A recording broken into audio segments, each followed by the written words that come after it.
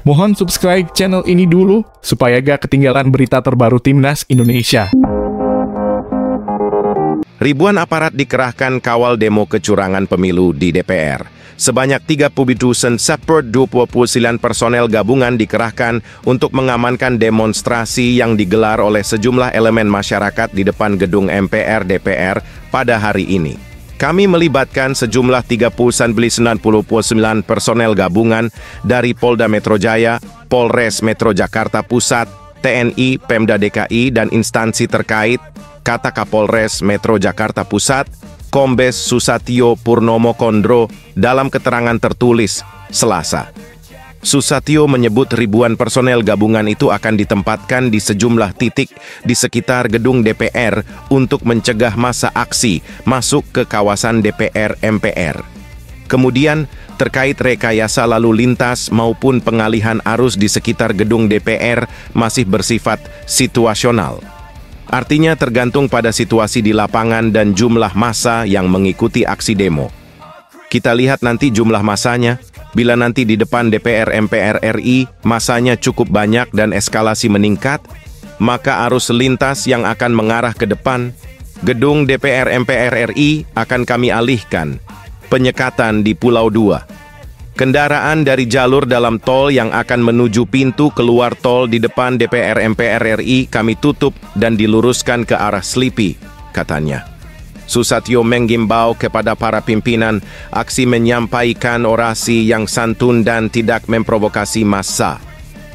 Ia mengingatkan massa aksi tak merusak fasilitas umum serta menghormati dan menghargai pengguna jalan yang lain yang akan melintas di depan gedung DPR. Dengan persiapan dan kesiapan pengamanan yang sudah kami lakukan, kami menghimbau kepada semua pihak untuk selalu menjaga keamanan dan ketertiban, sehingga kegiatan aksi unjuk rasa nanti dapat berjalan dengan aman, tertib, dan kondusif, ujarnya. Salah satu elemen masyarakat yang akan melakukan aksi demo adalah Koalisi Nasional Penyelamat Demokrasi. Mereka menggelar demo bertajuk Masyarakat Sipil Selamatkan Demokrasi Indonesia untuk menolak pemilu curang. Salah satu koordinator aksi, Mary, mengatakan aksi ini rencananya akan digelar pukul 10 SAUS WIB. Ia mengklaim lebih dari 1.000 orang yang hadir dari pelbagai elemen masyarakat, baik mahasiswa, buruh hingga aktivis dan akademisi. Mary menyebut ada 15 tuntutan yang dibawa dalam aksi ini. Beberapa di antaranya menolak hasil pemilu 2024 yang curang, turunkan harga sembako hingga mendesak supaya DPR menggelar hak angket terhadap kecurangan pemilu tersebut. Soal lonjakan suara PSI, YLBHI desak KPU tak terlibat praktik kecurangan pemilu.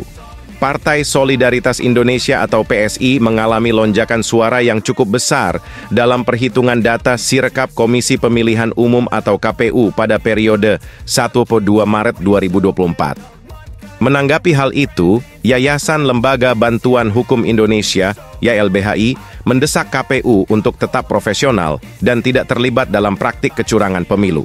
Wakil Ketua Bidang Advokasi YLBHI, Arif Maulana, yang juga tergabung dalam Koalisi Masyarakat Sipil, menyatakan KPU dan Bawaslu seharusnya menjaga marwah pemilu dan bukan justru terlibat dalam permasalahan pemilu. KPU harus profesional dan bertanggung jawab. Jangan jadi bagian masalah. Jangan sampai KPU malah terbukti jadi bagian dari praktik kecurangan pemilu. Kalau sampai begitu ya rusak demokrasi kita, ujar Arif dalam keterangannya di kantor Kontras, Jakarta Pusat, pada Senin 4 Maret 2024. Arif juga menilai praktik curang penggelembungan suara PSI ini tidak dapat dilepaskan dari dugaan intervensi Presiden Joko Widodo alias Jokowi. Jokowi kan kampanye terang-terangan, sementara dia bukan orang PSI, tidak pernah cuti. Saya kira praktik curang ini harus ditegakkan hukumnya, ucap dia. Arif juga menyebut pihaknya mendesak para anggota DPR agar menggunakan hak konstitusional mereka untuk membongkar kejahatan pemilu dalam pemilu 2024, khususnya melalui penggunaan hak angket. DPR harus menggunakan haknya untuk memproses hal ini, kata Arif. Ketua Perhimpunan Bantuan Hukum dan HAM Indonesia, PBHI. Julius Ibrani sebelumnya mengungkap beberapa faktor yang menguatkan dugaan telah terjadi penggelembungan suara untuk PSI. Di antaranya adalah karena lonjakan suara itu terjadi saat data yang masuk di Sirekap KPU telah melewati 60% dari suara total. Uji coba makan siang gratis ke 3.000 siswa Prabowo. Lauknya dibungkus untuk keluarga di rumah. Calon Presiden nomor urut 2 Prabowo Subianto mengungkapkan pihaknya telah melakukan uji coba makan siang gratis ke 3.000 siswa di Sukabumi, Jawa Barat. Ternyata, dari uji coba tersebut, ada siswa yang memilih membungkus lauknya supaya bisa dimakan bersama keluarga di rumah. Hal tersebut dia sampaikan saat silaturahmi kebangsaan bersama Prabowo Subianto di Padepokan Garuda Yaksa, Hambalang, Bogor. Mulanya, Prabowo mengatakan, program makan siang gratis ini dilakukan karena dia melihat hampir 25% anak-anak di Indonesia tidak makan sarapan pagi. Walhasil, dirinya mencanangkan program makan siang gratis dengan dimulai melalui uji coba terlebih dahulu. Memang benar program saya adalah makan siang untuk anak-anak Indonesia. Kenapa? Hampir 25% tidak makan pagi tiap hari. Kita sudah mulai program uji coba makan siang gratis di daerah Sukabumi, tepatnya di Kampung Cikembang, 2 jam dari ibu kota, ujar Prabowo dalam keterangannya. Prabowo menjelaskan, dalam uji coba makan siang gratis itu, ada 3.000 siswa yang diberi makan setiap hari. Akan tetapi rupanya anak-anak itu terkadang memilih membungkus lauknya untuk dibawa pulang supaya keluarganya bisa makan. Prabowo mengaku tidak rela melihat masih ada masyarakat dengan kondisi seperti itu. Dia turut menyentil para elit politik yang masih cekcok berebutan suara. Padahal ada hal yang lebih mendesak. Dan kenyataan bahwa anak-anak itu makan tapi lauknya kadang dibungkus dibawa ke rumah untuk keluarganya. Ini 2 jam dari ibu kota, saya tidak rela negara saya begini, tuturnya. Bagaimana saudara-saudara kalau pemimpin elite Indonesia masih cekcok di antara kita hanya rebutan kursi? Padahal faktanya kondisi anak-anak kita seperti ini, imbuh Prabowo. Sejumlah aktivis dorong Anies Ganjar satukan partai demi hak angket. Sejumlah aktivis yang tergabung dalam spektrum oposisi terpimpin, SPOT, menyatakan bahwa akan menjadi oposisi untuk pemerintah selanjutnya. Koordinator SPOT Faisal Assegaf mengatakan bahwa pihaknya ingin memelihara sikap kritis terhadap pemerintah. Saya tegas saja, kami bukan budak politik, kata Faisal dalam konferensi pers di kawasan Pancoran. Faisal menegaskan SPOT akan tetap sebagai oposisi siapapun presidennya. Kalaupun terpilih Anies Baswedan, terpilih Prabowo Subianto, terpilih atau Ganjar Pranowo, saya pribadi sejak awal saya katakan posisi saya sebagai kritikus. Saya orang merdeka dan kami mau kirim pesan kepada kandidat capres, tutur Faisal. Faisal juga meminta rekonsiliasi dilakukan apa adanya di ruang publik. Ia juga meminta agar Anies dan Ganjar menyatukan partai politik pengusung masing-masing jika ingin mengambil sikap soal hak angket. Tetapi kalau mau ambil sikap politik, maka tidak boleh beretorika.